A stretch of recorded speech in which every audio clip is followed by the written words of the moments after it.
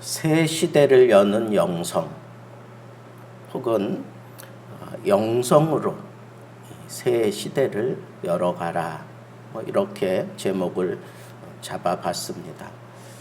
사사 시대를 마치고 이제 이스라엘 백성들이 말씀이 희귀한 때를 맞이했어요.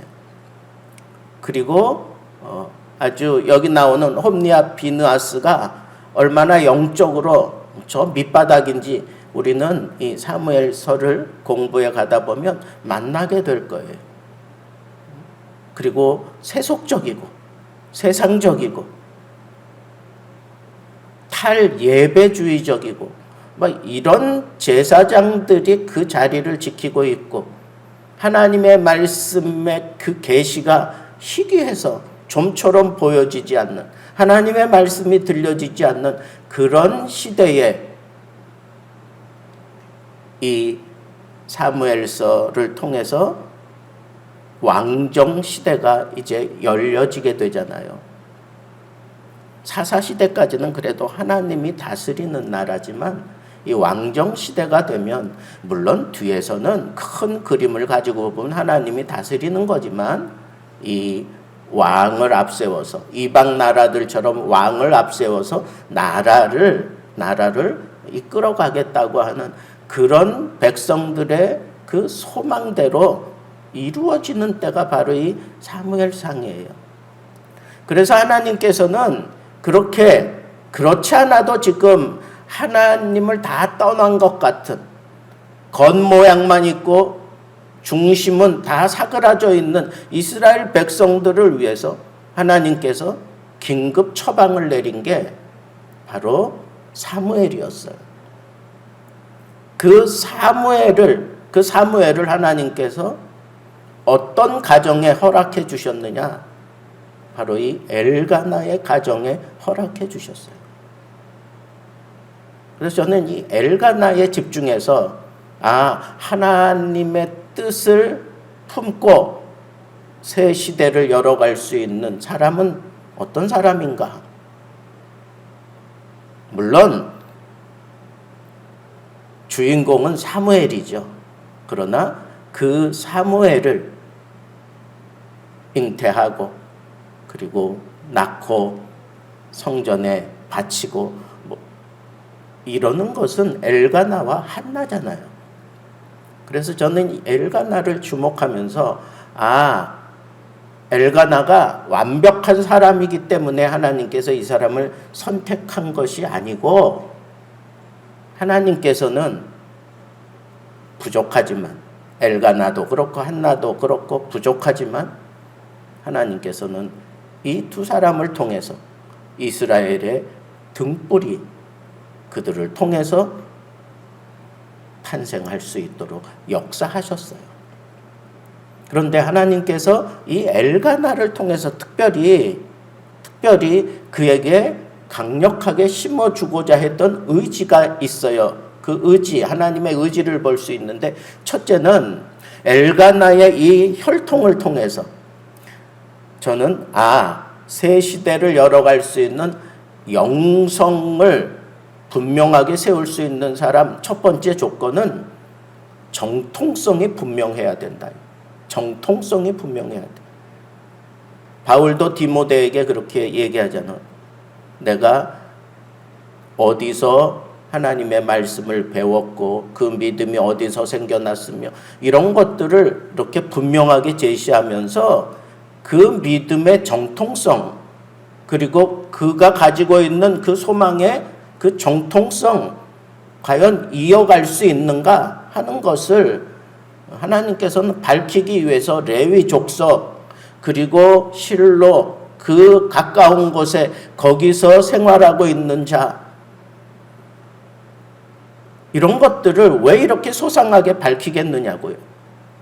그것은 정통성, 하나님을 위한 그 믿음의 정통성을 하나님께서는 아주 귀하게 보시고 세심히 살피신다고 하는 것을 우리는 잊지 말아야 합니다. 정통적인 그런 믿음을 추구해야 돼요. 그냥 사람들 많이 모이는 곳, 뭔가 조금 다르고 뭔가 나를 좀 자유롭게 해주고 뭔가 구닥다리 같지 않은 뭐 그런 것이 기준이 돼서는 안 된단 말이에요. 믿음은 정통성을 봐야 돼요. 누구에게서 배웠느냐를 봐야 돼요. 내가 어디 가서 배워왔고 이게 아니라 누구 밑에서 신앙생활을 하며 배웠느냐 그걸 봐야 돼요. 그런 정통성 있는 신앙을 우리는 가져야 돼요. 그래서 교회를 함부로 선택하면 안 되는 거예요. 그래서 그 사람이 정말 정통성을 지키는 그런 믿음 생활을 하고 있는지, 그래서 그 사람에게 가서 내가 하나님의 말씀을 배우고 신앙생활을 배우려고 하는 그런 결정을 할 때 그 지도자의 정통성을 봐야 되는 거예요.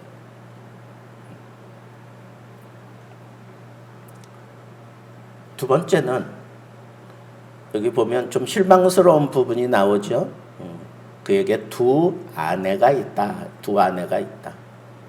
그런데 곰곰이 생각해 보니까 뭐 야곱은 4명의 아내가 있었잖아요. 그죠?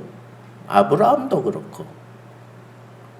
그래서 지금 이 성경 기자가 주목하고 있는 것은 이 두 아내를 가지고 있는 그런 잘못된 사람이다. 이걸 지적하기 위해서가 아니야. 그것이 아니라 엘가나도 그 세상에 살면서 어쩔 수 없이 그렇게 영적인 수준이 밑바닥이라는 거예요. 밑바닥일 수밖에 없다는 거예요. 그런데 하나님께서는 그를 왜 붙들었을까? 그를 왜 붙들었을까? 이렇게 두 아내를 가지고 있는 사람을 왜 붙들었을까? 저는 이제 곰곰이 생각해 보니까 한나를 지극히 사랑했다. 그럼 분인나는 그 사랑하는 모습을 보고 미워하고 막 격분케하고 여자들의 그 피비린내 나는 전쟁이 그 가정에서도 지금 일어나고 있는 거잖아요. 그렇게 가정을 이끌어가는 사람 뭘 볼 게 있다고 하나님께서 이렇게 얘기를 할까? 분인나는 나쁜 사람이고 한나는 좋은 사람이고 그래서 이 엘가나가 한나를 사랑하기 때문에 그 좋은 거다. 그렇게 성경을 풀면 안 된단 말이에요. 근데 첫째는 정실은 한나예요. 근데 이 분인나를 왜 두 번째 아내로 맞이했을까? 뭐 성경학자들 추측하기는 후사를 잇기 위해서 그랬을 것이다. 그렇게 얘기를 해요. 분인나에게는 자식이 있다 그랬는데 그 자식이 복수로 되어 있어요. 그런 거 보면 한나는 지극히 사랑하는데 자식은 이 분인나에게서 계속 낳고 있다는 거예요. 그게 2명인지 3명인지 알지 못한단 말이에요. 복수로만 되어 있으니까. 그런 걸 보면 후대를 잇기 위해서 아마 두 번째 부인을 얻었을 것이다. 뭐 이렇게 추측을 해요. 뭐 그러나 저러나 그건 성경적인 것은 아니잖아요. 그죠? 성경은 분명히 일부 일처제를 얘기하니까. 그럼에도 불구하고 왜 하나님은 이 엘가나를 새 시대를 열어가는 그런 인물로 붙잡고 쓰셨을까?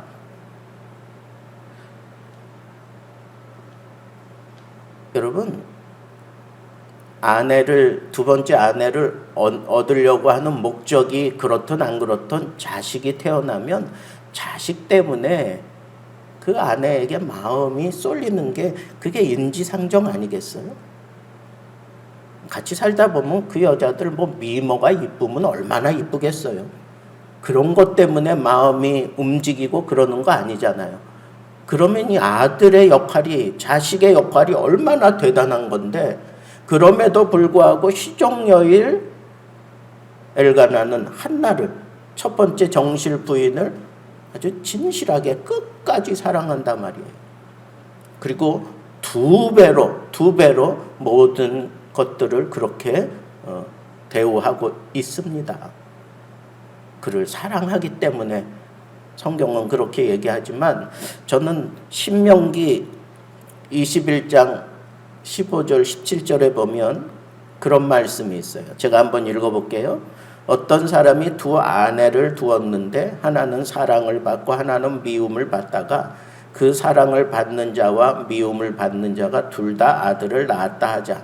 그 미움을 받는 자의 아들이 장자이면 자기의 소유를 그의 아들들에게 기업으로 나누는 날에 그 사랑을 받는 자의 아들을 장자로 삼아 참장자 곧 미움을 받는 자의 아들보다 앞세우지 말고 반드시 그 미움을 받는 자의 아들을 장자로 인정하여 자기의 소유에서 그에게 두 몫을 줄 것이니 그는 자기의 기력의 시작이라 장자의 권리가 그에게 있음이니라.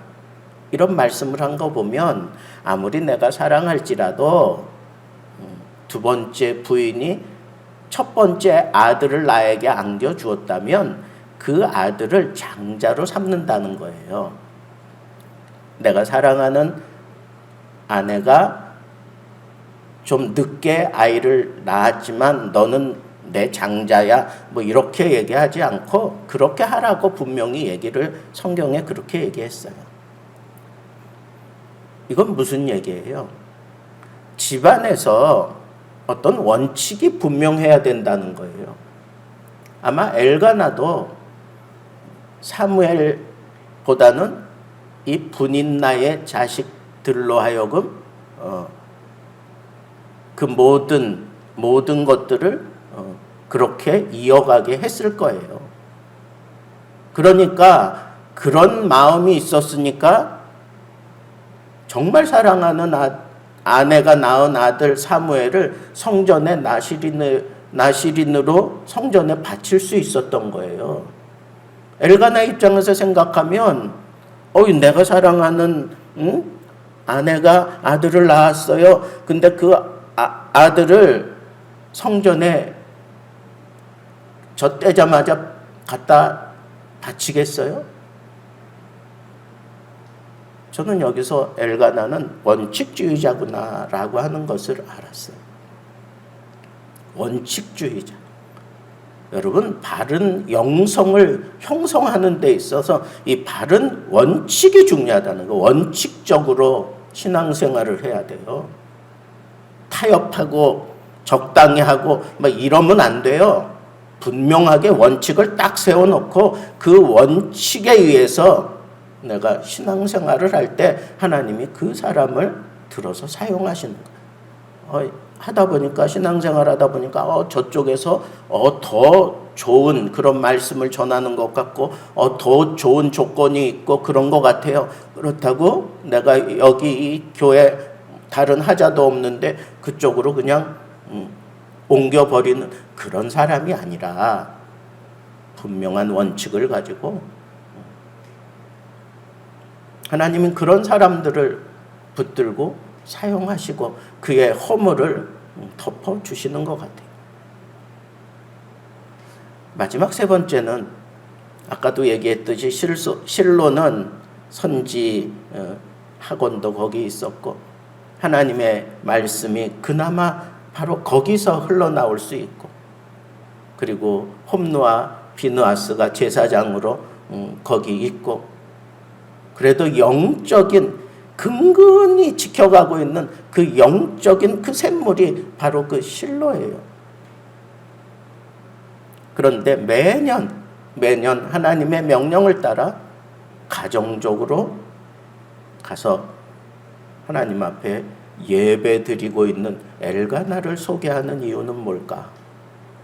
하나님은 새 시대를 여는 사람으로 합당한 사람, 예배주의를 굳건하게 붙들고 예배가 생명이다라고 얘기하면서 예배를 지켜가는 자, 예배자를 하나님께서는 새 시대를 열어가는 인물로 선택하기에 조금 더 주저함이 없구나라고 하는 이런 사실을 깨달았습니다. 여러분, 우리가 하나님이 원하는 그런 시대를 열어가기 위해서 큰 그림을 그리자면 영성으로 열어가야 돼. 세상의 어떤 잣대를 가지고 어떤 지식, 경험, 배경, 이런 걸 가지고 새 시대를 열어가려고 하는 것은 그건 착오예요. 반드시 어려움을 겪고 무너지고 맙니다. 하나님이 원하시는 새 시대는 철저하게 영성을 앞세우고 나아가는 자에게 하나님께서 붙들어 주시고 사용해 주셔요. 그러면 이 영성을 어떻게 형성하고 어떻게 주장해 가야 하나? 첫째는 정통성 있는 그런 신앙을 가져. 정통성 있는 신앙. 이건 하나님, 그 레위 지파 이런 것들을 통해서 하나님이 엘가나를 선택한 것은 그 정통성을 지키고 있었기 때문에 하나님께서 그를 붙들어 주신 거예요. 그것은 하나님을 기업으로 삼고 살아가는 그런 자세를 형성한 사람들을 얘기하는 거예요. 정통성의 진위는 하나님 중심이냐 인간 중심이냐 이걸 따져보고 결정하는 거예요. 정통성 있는 그런 신앙의 자세, 하나님 제일주의. 두 번째는 이 엘가나에게 중요하게 역할을 했던 것이 바로 원칙주의였어요. 여러분, 내가 신앙의 길을 갈 때 딱 정해졌으면 그 길대로 가는 거예요. 이게 하나님의 말씀에 의해서 분명히 분별되었고 정해졌으면 흔들리지 마세요. 타협하지 마세요. 적당히 넘기지 마세요. 원칙적으로 절대적으로 그걸 지키며 가세요. 그런 사람에게 영성이 생기고 영성으로 풀어갈 수 있는 지혜가 생기는 법이에요. 마지막 세 번째는 예배자가 하나님이 붙들고 사용해 주는 사람이 예배자. 여러분, 하나님의 뜻을 알아야 우리가 이 시대를 바로 열어갈 수 있지 않겠습니까? 그 하나님의 뜻을 알 수 있는 가장 확실한 방법이 바로 예배예요.